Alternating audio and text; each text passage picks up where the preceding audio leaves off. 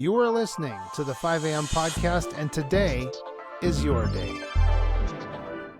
Good morning, early risers, listeners, and watchers, wherever you might be. Welcome to another powerful episode of our 5 a.m. podcast. Today, we have the distinct honor of speaking with Lieutenant Colonel Patrick Naughton, a distinguished military historian whose insights come not just from scholarly research, but from lived experience. Patrick joins us to discuss his forthcoming book, Born for War, A Soldier's Quest to Understand Vietnam, Iraq, and the Generational Impact of Conflict.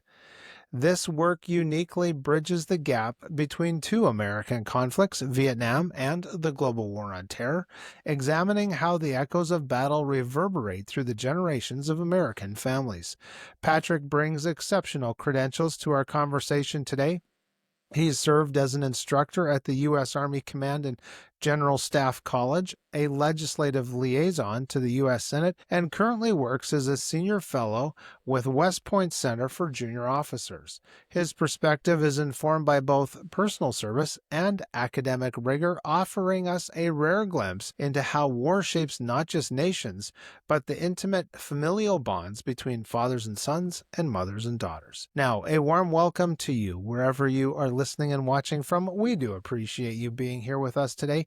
Please share this with 3 of your friends. I know many are going to appreciate this conversation. And of course, thank you for your 5-star reviews on your favorite podcast players.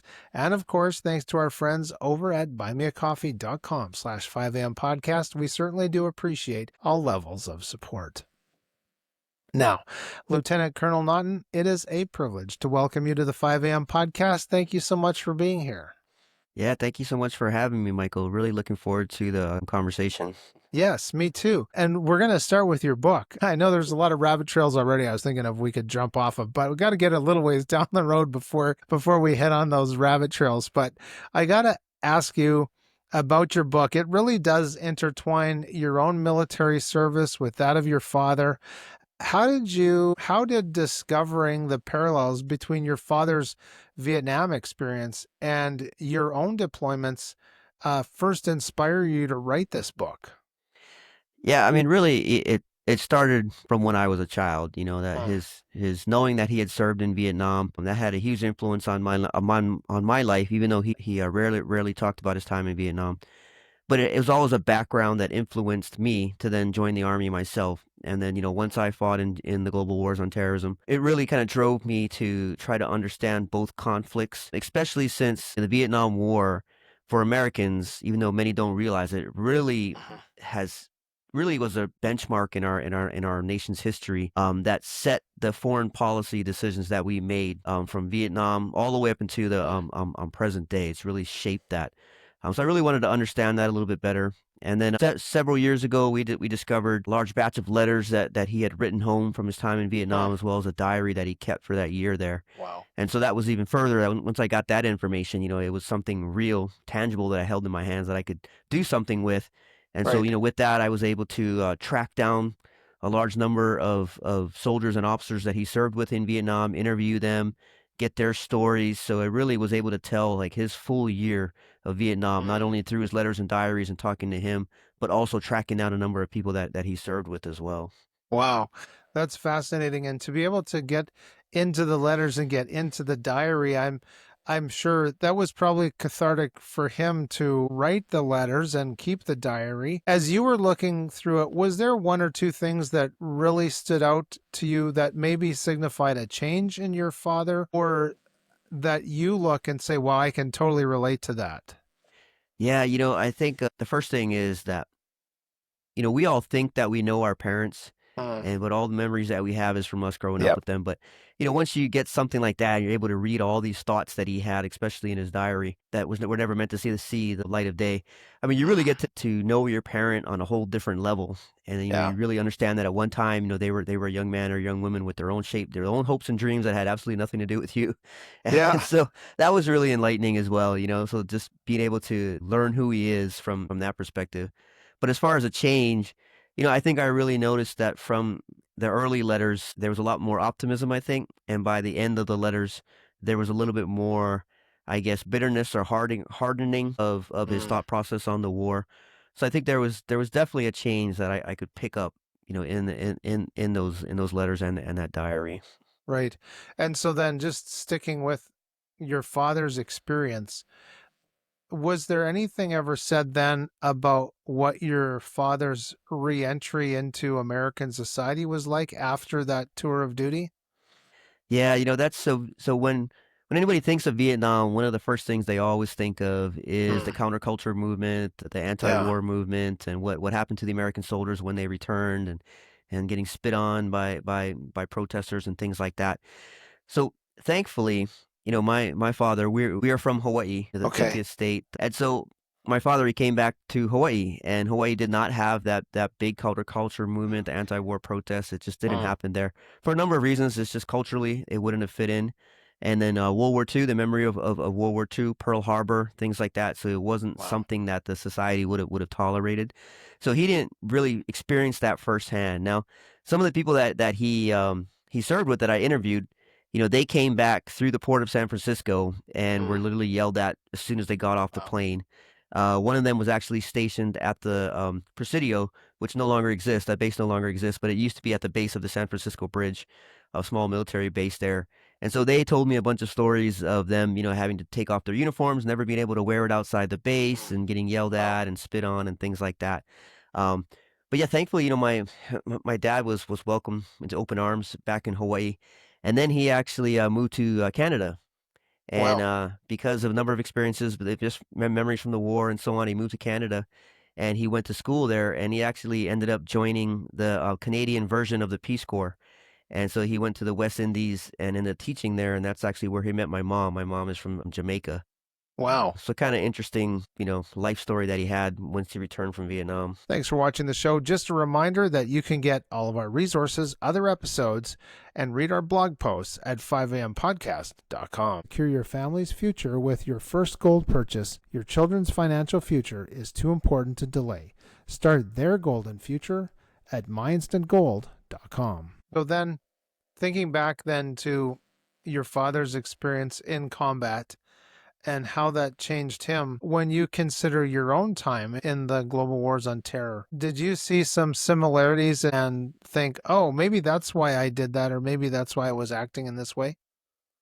Yeah, I would say, looking at it from a larger holistic Hmm. perspective, some of the mistakes or a lot of the mistakes that we made in Vietnam, we really did not learn from them, and we repeated them in Iraq and Afghanistan. My book, I really go into great detail about that. I mean, everything from the way we interfaced with the media, the way that we communicated with the public, the way that we deployed our troops for 1 year at a time, the way Mm, that we trained the South Vietnamese army and in turn tried to train the Iraqis and the Afghan army. So yeah, there's a whole host of I guess mistakes or lessons that we didn't learn. There's this one book. It's called The War Managers by Douglas Kinnard, and mm, this man, he was an admiral, and he queried all the general officers who served in Vietnam, and asked them uh, to give them their feedback of how they thought the war was fought, without mm, recording their names hmm. or anything.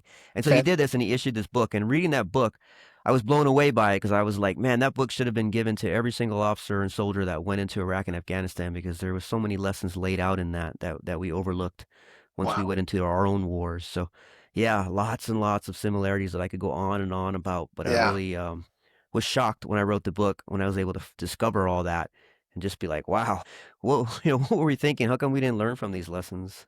Yeah, learning from those mistakes. Even now when I look back on images or experiences that have been documented from Vietnam, I do not like confined spaces.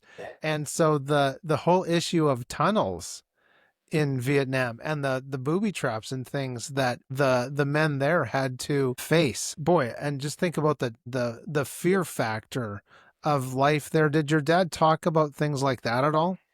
Yeah, not while I was growing up. It wasn't Okay. until we started interviewing for the book that, he kind of finally opened up with me on that. But, thankfully my dad is 6'1", so he was not going Yeah, into any tunnels whether he wanted to or not. right. But yeah, Vietnam, really challenging operational environment to try to operate in. I mean, just with the Yeah, weather alone and the heat and just right. the Viet Cong, the NVA. I mean, just trying to navigate all that terrain. I mean, really, really challenging.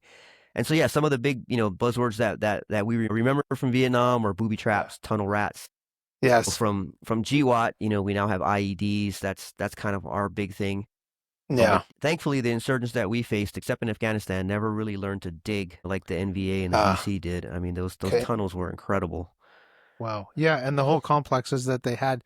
So I know that I feel like we've already been on one rabbit trail, so I got to get back to your book, and I know we'll take some more paths off as we go. I'm pretty sure that I've got enough questions and thoughts rolling around in this head of mine to go to like another I don't know, hour and a half, but we won't go there.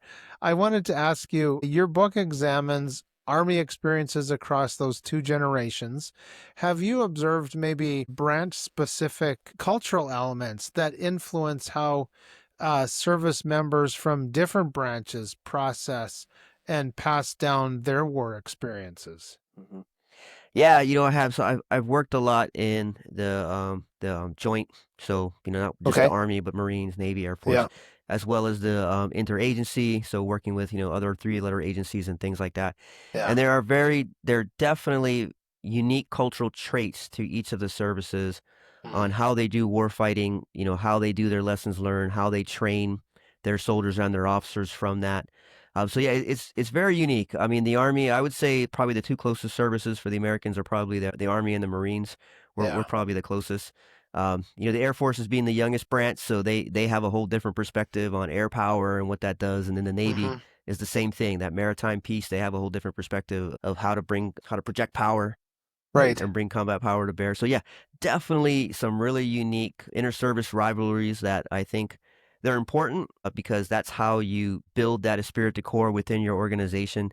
But they can Hmm. also get in the way sometimes because some of that factionalism that happens whenever you have Right. those types of tight knit communities interfacing with each other. But yeah, absolutely. I mean, I think that's probably true in all militaries for Right. any country. Yeah, one of the things that is a huge part is kind of talking about military strategy and the hits and misses. You talked a little bit about not learning from past mistakes. And so your book addresses failures of military strategy, both in Vietnam and more recent conflicts. What fundamental miscalculation have you seen repeating across the different eras? Yeah, I think it's several things. I think Okay. it's the West's obsession with Mm. short wars. So short and limited wars. So we go into these conflicts and we think that we can pour in the limited amount of input and get the maximum Mm. amount of result. And so you see this time and time again, tomahawk diplomacy or whatever you want to call it. Yep. So I think that's one thing that we always, not always, but recently, really since Vietnam, have kind of gotten wrong. The American appetite for casualties is very low, and so that really puts pressure on not only our senior leaders in the military, but also our political leaders. Establishing that foreign policy at that Mm. national security level. That really puts pressure on them to not put large amounts of boots on the ground, not put a huge impact, not do total war, total mobilization Mm. anytime we decide to break glass and unleash the military. So Yeah. I think that's one of the biggest things. And so that really is kind of the core lesson from Vietnam, Iraq, and Afghanistan is that if our political leaders decide that we are going to go to conflict, then we need to go to war and we need to break glass. We put all of our efforts behind it, total mobilization if we need that, put all of our industry, a whole government approach, and really go after that. If we feel that it has reached that threshold and we have to Hmm. go military, then that's what we need to do. And we cannot do these half measures, Yeah. these half inputs, and expect this maximum result. It hasn't worked in a long time, and it's not going to work in future conflicts as well. So I think that's probably the biggest lesson that you could pull from all Wow. three conflicts. Wow. And that makes so much sense too, because what other component of life can we just do half measures and Right. expect us to fire in all cylinders? Like that's like shutting off half your engine and Yeah. thinking you're going to win a race or something. But I wanted to ask you back to your research with the veterans from the 2nd Airborne and the South Vietnamese Army. How have you found that their lived experiences of combat maybe differed from public perception or even the media portrayal that we talked about earlier? Yeah, I mean, so when you think back to Vietnam, um, we think of movies and so on, and they're always in the jungle, right? They're fighting in the jungle. There's these triple canopy jungles, and that did happen. But a lot of the conflict was actually in rice paddies, was actually in the agricultural areas that surrounded all the major population centers, around Saigon, Way, all those types of places. So that's kind of the biggest, I guess, misportrayal. And then, even Iraq and Afghanistan, we like to think of it as a flat desert, and it's really not. There are flat desert parts, especially to Iraq, but Afghanistan, very, very unforgiving mountainous terrain. And then Iraq has everything from the north of the country, very mountainous, down to the south, which is desert, and everything in between. That's probably the biggest portrayals, I guess, they probably get wrong. Yeah, well, and that whole media machine has got to sell an image and keep the viewers engaged And then one of the tell other their things, oh, go ahead, sorry. go ahead. No, I was saying Go ahead. one of the other things, the media always focuses on, of course, is the negative. So we think of the My Lai massacre, we think of Abu Ghraib prison, things like that. And so there's this very negative stereotype that kind of comes out from those three conflicts, when really those are real select cases. For the most part, the men and women on the ground in all three of those wars were doing the right thing, serving every single day to the best of their ability in really unforgiving terrain and harsh environments. So that's kind of something else. And I get it. The media's got to sell stories, and it's got to, portray things in movies and so on. So that's really what they focus on. Well, and they've got their political agendas too. Some of them too. Yeah, absolutely. Yeah. And so that always rears its ugly head, the propaganda machine. And, there is no human society that has not had the exact same problems that we have today, or the exact same, let's say, pluses or minuses. I don't want to just focus on the problems, but I wanted to ask you, one of the things that stands out, I think, in your work is also talking about drawing those parallels between, because I think this was the 50th year of the fall of Saigon, correct? Yes, correct. And so there's that idea of abandonment, of people saying, well, the South Vietnamese allies were abandoned, and there are similar experiences in Iraq and Afghanistan. And it's probably not an easy thing to talk about, but these could appear as betrayals. Will they continue to have an influence and maybe shape future American foreign policy? Yeah, 100%. One of the things in the book I open up with is that, is sitting in my living room watching the withdrawal from Afghanistan with tears flowing down my face, and, watching all those people trying to clamor to get onto the planes, trying to save their lives and their own lives and their families' lives. So absolutely, 100%. There's been some betrayals which we're not proud of, some abandonments we're probably not proud of. And so that absolutely does shape foreign policy in the future, because every time that happens, you erode, our credibility. Yeah. And so I think, and I think the right step happening right now is that we're really trying to rebuild that credibility within American foreign policy, and as well as the American military. So I think that's maybe a good news story that's going to come out of all that. Your book examines both the Vietnam and from the global war on terror. From your research and maybe even your personal experience, how have approaches to identifying and treating invisible wounds like PTSD evolved between those two eras? And then is maybe there's still a gap remaining in our understanding about these things? No, that's a great question. So, we have to think of Vietnam veterans and who they were raised by. So they were raised by World War II veterans for the most part, or, families who had gone through World War II. So that was something that wasn't really talked about. You were supposed to be tough. You grew up tough. You were raised by a tough mother or father who served in World War II. Yep. And you weren't supposed to be weak, and you weren't supposed to talk about your feelings, especially as a man. So that generation, really was kind of left in the cold to fight through all that on their own.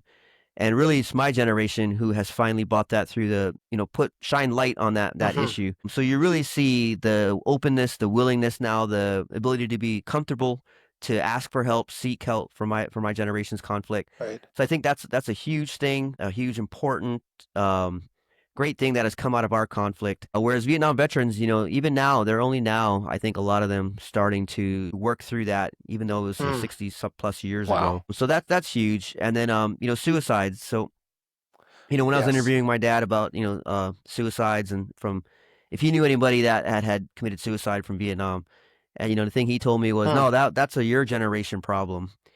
And even though I was able to find, a couple of guys that he knew that did commit suicide, it was just something that was not talked about for his generation, and something that they just didn't want to air publicly. So I think that's really positive what's happening now. And as far as, what else can we do? I think we're doing it. Anytime we talk about it in an open forum like this and encourage people to seek help if they need it, that's going to keep chipping away at that stigma. And so I think that's Right. really the important thing to keep doing with it.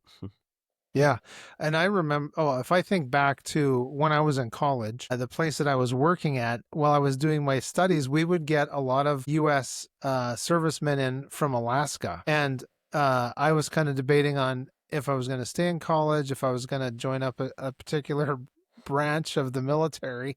And these guys that would come through would be constantly talking to me about, you're in college right now, and I'm dealing with suicides on the regular basis. And even at that young age in my college years, my heart and my thought and mind really went out to those guys who were, maybe, I don't know, the same age as me or 5 or 10 years older than me, and yet still dealing with all of these issues. But suicide seemed to be the big thing. Do you have any ideas to why that was so back then, let's say 20 years ago?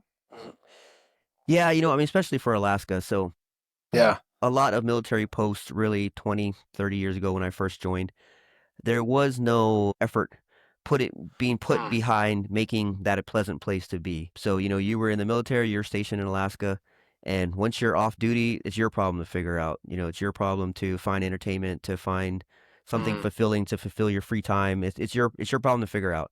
And so I think that's really changed recently is that the military is a lot of investing in, better barracks, better living conditions, things for single soldiers to do, positive things versus just going and getting drunk and getting tattoos in the middle of the night, Right. things like that. So that's, I think, is probably the biggest change. So from the people that you saw back in those Alaska days, Yes. being stationed in Alaska back then was like a sentence to like the lower pit of Hades. I mean, there was nothing to Wow. do.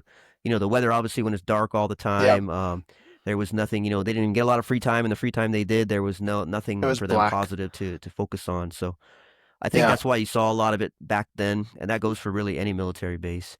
But now it has really become something positive. They're really investing in better barracks, better living conditions, things to do in their free time, and so on. Right. Well, that is good. And it's important that people are looked after. And I know from it coming from a Christian perspective, I mention this often on the show as there's a verse in the Bible that talks about know the condition of your flocks. And that's just not an agrarian thing. It's like, how do we care for the people under us or around us? And I was told a couple weeks ago that I managed to be the guy to put a positive spin on the phrase, am I my brother's keeper? Right. And being able to care for people, not just familial connections but community as well. And what are those significant challenges then for veterans who are transitioning from civilian life that civilians might not immediately recognize or understand? Yeah, so when you're, now when you're on these military bases, you are part of a community. Yeah. And chaplains, military chaplains are a huge part of that effort on all of these bases, all denominations. So the military has really invested a lot of effort in recruiting them, training them, and then obviously placing them in bases. So you are part of this community now. You have all these people who are going through the same thing that you're going through. So you all have a familiar reference of life and how you're living it. You've got all these support systems, whether it's the chaplain or behavioral health or other things like that you can tap into at any time. And then when Yeah. you transition from the military, you lose all of that. You go back to wherever you decide to go, but say you go back home and you think you're going to be welcomed right back into that community, and you are for the most part, but that community has changed. If you've been gone for 4 or 5 years, 10 years, everybody else kept living their life, doing their own thing, and now you come back and insert yourself 10 years later, and it's very hard to I guess to just jump right Yeah. back in thinking you're going to just start where you left off. So I think that's where a lot of people really struggle is you break those community ties, and then you kind of flounder around for a little bit as you try to resettle and rebuild those ties wherever you end up. Yes, right. And we're not like that Jack Reacher fellow or something like that. Like, so how can, let's say people are coming back from their time in the service and they're back at home and their friends might say, well, I don't really know who this guy is anymore, or those connections have broken off. Are there some things that civilians like myself or others can do to help our friends or acquaintances or neighbors who've come back from their time in the service? Yeah, I would say, just reach out to them, invite them to things because there's a danger of them sitting at home or wherever they're living at and just being embarrassed maybe, or just confused, not really knowing now how to interact with people that they were once very close with, and now they're, they've kind of drifted apart. So I would say reach out to them, just invite them over. Hey, you want to come over for a barbecue? Do you want to come to Yeah. church with me? Do you want to come here? Do you want to come there? Do you want to go to the movies? Just reach out to them and try to embrace them, and welcome them back into the community. I think that's the best and easiest Yeah. thing to do. Oh, that's good advice. So, how can people get in touch with you? Yeah, through my website, it's patnaughton.com. So PATNAUGHTON.com. That's the best way. You can email me directly through there. Okay. And I definitely welcome any emails or comments or on the book or anything like that. Definitely open to that. Oh, great. Now, we're getting close to wrapping up, but I do want to mention or talk to you about how your book focuses, as we've been talking about, intergenerational impact of war, but there's the whole family side of it. And how can families best support those veterans who are struggling post-service challenges? And what resources actually exist to help family members themselves deal with this transition time? Yeah, that's a good point, because we often like to just focus on the veteran. And that is important, of course, but for all veterans, we have to realize that our service has had an impact on our families, even though we may not directly realize that it has, whether it's our spouse or our children or even our parents or siblings. It has had an impact on them. And so they too may be struggling, once you've returned home, especially if you're facing some inside battles that you are working through. So yeah, just look in your local community. I mean, obviously a church is a good place to start, but there are Yeah. all kinds of veteran service organizations out there that want to help veterans and also want to help the families, because you're right, the family is struggling with that as well, especially somebody coming back from deployment. And so, one of the Yeah. biggest tips for families for that is just to be patient. You're going to want to, I guess, put that veteran in a corner and start asking them all kind of questions about where they've been for the past couple of years or year if they were on a deployment. And you want stories from them, and you want all this and Uh-huh. that, but you just got to be patient with them and let them settle back into your own way. And if you're getting to know your children again, you can't get mad if your kid doesn't want to just come right up and hug to you. You got to be patient. The child has to be patient and get to know their parent again. So that's kind of the biggest thing I would say, is just be patient. But yeah, you bring up an excellent point in that it's not just the veteran that needs help readjusting, but it's also Yeah. their own family members as well. So look Yeah. to those veteran service organizations, those leaders in the church that are local. I mean, any type of thing like that, I think is going to be a good hmm start. Yeah.